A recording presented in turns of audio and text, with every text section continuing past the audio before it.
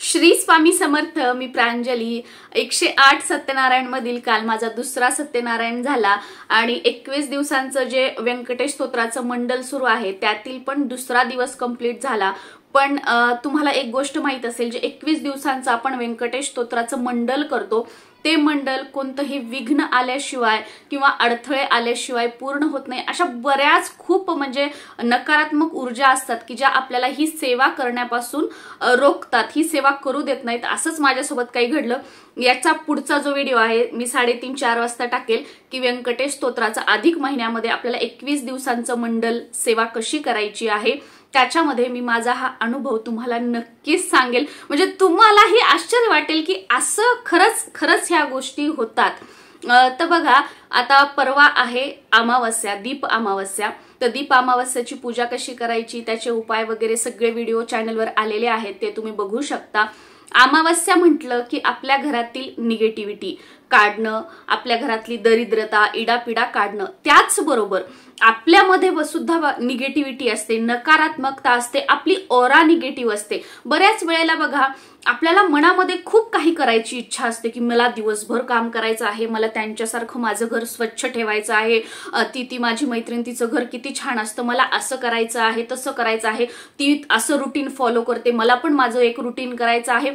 पण शरीर साथ देत नाही. दिवसभर झोपून राहायचं, अंग जड पडलेलं, डोकं जड पडलेलं, जे काम करतोय घरातलं तेही अगदीच चला बाबा करायचंच आहे, करावं लागतंय म्हणून करायचं. मनामध्ये खूप आहे की मला देवपूजा करायची आहे, ही सेवा करायची आहे, फक्त ते मनातच आहे. आपण प्रत्यक्षात त्या गोष्टी करत नाहीयेत. घरामध्ये सतत चिडचिड करणं किंवा आपल्या घरातील व्यक्ती आहेत ते बाहेर सर्वांशी खूप चांगलं वागतात, बाहेरची मंडळी आपल्या घरात आल्यानंतर पण खूप चांगलं वागतात. आपण कितीही प्रेमाने बोला, कितीही चांगलं त्यांच्याशी बोलण्याचा प्रयत्न करा, पण ते चिरडूनच बोलणार किंवा ओरडूनच बोलणार. आपले मुलं आहेत सारखं आपल्याला वसकून बोलणार, मोठ्या आवाजामध्ये बोलणार, घरामध्ये सतत वादविवाद, नवरा बायकोमध्ये वादविवाद, सासू सुनेमध्ये वादविवाद. म्हणजे काय की घरामध्ये एकोपाच नाहीये, घरामध्ये एकताच नाहीये.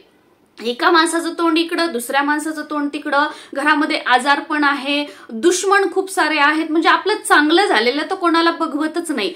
अशा गोष्टी होतात. तर अशा वेळेला केंद्रातील पिवळ्या मोहरीची एक सेवा आपल्याला करायची आहे. हा तांत्रिक उपाय आहे. हा उपाय केल्यानंतर ज्याही काही बांध आहेत, बाधा आहेत, नजर दोष आहेत, तुम्हाला वाटतं की कोणी काही तुमच्यावर करत आहे, त्या सगळ्या क्रिया आहेत किंवा या अगोदर जरी तुम्हाला काही केलं असेल तर त्या क्रियाकर्म असतील किंवा तुमच्या जागेमध्ये दोष आहे, तुमच्या घरामध्ये दोष आहे, नकारात्मक ऊर्जा आहे, तुमची ऑरा निगेटिव्ह आहे, तर या सगळ्या गोष्टी ज्या आहेत ना, तुम्हाला अशी म्हणजे सेवा केली की बांध सुटल्यासारखी वाटेल की काय झालं की मला एकदम रिलॅक्स वाटत आहे, माझं डोकं हलकं वाटत आहे. म्हणजे तुम्हाला अशी खूप सकारात्मक फिलिंग यायला लागेल. आणि जर या अमावस्यापासून 40 दिवस जर तुम्ही ही सेवा केली, खरंच जर तुम्हाला या गोष्टींचा खूप त्रास आहे, घरामध्ये म्हणजे माणसात माणूस राहिलं नाहीये, तर 40 दिवस तुम्ही या अमावस्येपासून ही सेवा करा किंवा कोणत्याही अमावस्येपासून तुम्ही ही सेवा करा. कितीही दुर्भाग्य असू द्या, कितीही म्हणजे जी इडापिडा दरिद्रता असू द्या, तुमच्या मागची बांध सुटेल आणि त्या तुम्ही जी परिस्थिती आहे त्या परिस्थितीमधून पुढे जाण्याचा मार्ग आपल्याला मिळेल. एवढी प्रभावशाली ही सेवा आहे. आता ही सेवा कोण करू शकतं? स्त्रिया, पुरुष, मुलं, मुली, विधवा, लग्न झालेले, लग्न न झालेले. कारण हे प्रश्न खूप येतात की विधवा करू शकता, काहीही प्रॉब्लेम नाही. तर आपल्याला कोणीही करायची आहे. पण ही सेवा कधी करायची आहे? संध्याकाळी 3 सांजेची जी वेळ आहे, दिवे लागणीची जी वेळ आहे, त्या वेळेला आपल्याला ही सेवा करायची आहे. आता बरेच जण तुम्ही म्हणाल की ताई आम्हाला त्या वेळेला वेळ नाही, आम्ही घरात नाही, काही नाही. तर घरात जे कोणी आहे त्यांना सांगा. पण ही सेवा करायची वेळ, हा उपाय करायची वेळ ही 3 सांजेची वेळच योग्य आहे, सूर्य मावळल्यानंतर. पिरियड्स असेल, तुम्ही जर कंटिन्यू 40 दिवस करणार असाल तर पिरियड्स असेल तर करायचं नाही, सुतक असेल तर करायचं नाही. गावाला वगैरे कुठे गेला तर घरातील कोणी मंडळी असतील तर करू शकता.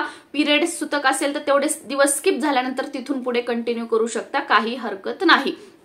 आता ही सेवा करण्यासाठी सुरुवातीला देवासमोर दिवा लावायचा आहे, तुळशी समोर दिवा लावायचा आहे, देवासमोर अगरबत्ती लावायची, देवासमोर आसन टाकून आपल्याला बसायचं आहे आणि आपल्या उजव्या हातामध्ये आपल्याला मोहरी घ्यायची आहे. एवढी पिवळी मोहरी घ्यायची आहे, येलो मस्टर्ड सीड्स किंवा पिली सरसो पण ज्याला म्हणतात, पिवळी मोहरी. ही पिवळी मोहरी जिथे पूजा साहित्य असतं, पूजा साहित्य मिळतं त्या दुकानामध्ये पिवळी मोहरी तुम्हाला मिळून जाईल किंवा किराणा दुकानामध्ये सुद्धा आजकाल बऱ्याच प्रमाणामध्ये मिळते, तर तिथून सुद्धा मिळून जाईल. आता पिवळी मोहरी पण बरेच जण म्हणतात त्याची डाळ केलेली असते ती का अखंड पिवळी मोहरी. अखंड पिवळी मोहरी जी आपण लोणच्यामध्ये डाळ वापरतो पिवळ्या मोहरीची ती नाही, अखंड पिवळी मोहरी ती घ्यायची आहे.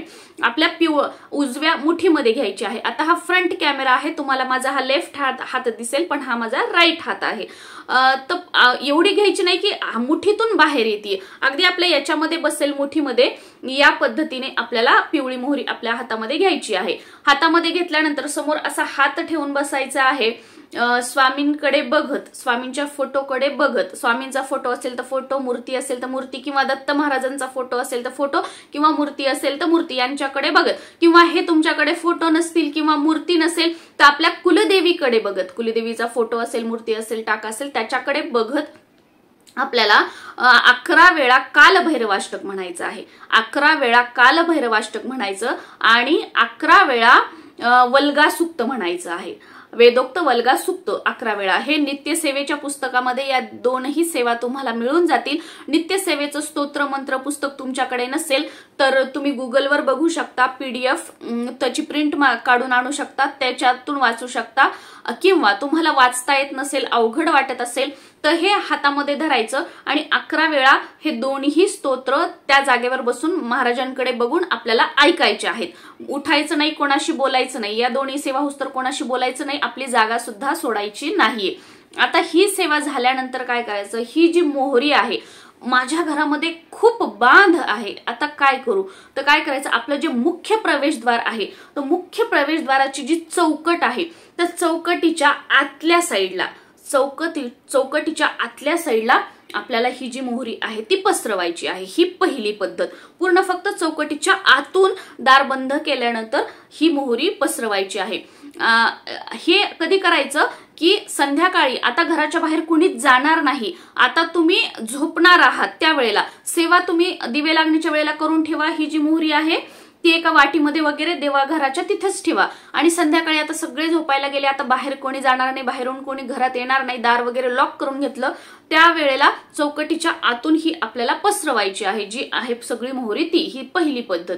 आणि दुसरी पद्धत काय करायची की आपलं जे घर आहे पूर्ण घराच्या चारही साईडला, म्हणजे मुख्य प्रवेशद्वाराच्या समोर, मागे, इकडे, किंवा तिसरी पद्धत तुम्ही काय करू शकता की प्रत्येक रूमच्या चारही साईडला, असं नाही की कपाट वगैरे आहे तर कपाटाच्या समोरच्या साईडला, की दुसऱ्या दिवशी ही आपल्याला उचलायची आहे, त्यामुळे जिथे आपल्याला भरता येईल असे त्या सगळ्या कोपऱ्यात चारही साईडला, म्हणजे रूम असेल रूमच्या चार साईडला, ही रूम असेल त्या रूमच्या चारही साईडला, ज्या वस्तू, आता तुम्ही म्हणाल की वस्तू असते त्या वस्तूंच्या समोर अशा पद्धतीने करायची आहे, ठेवायची आहे आपल्याला थोडी थोडी थोडी, कारण ही ना खूप लवकर इकडे तिकडे पळून जाते, तर आदर ठेवा.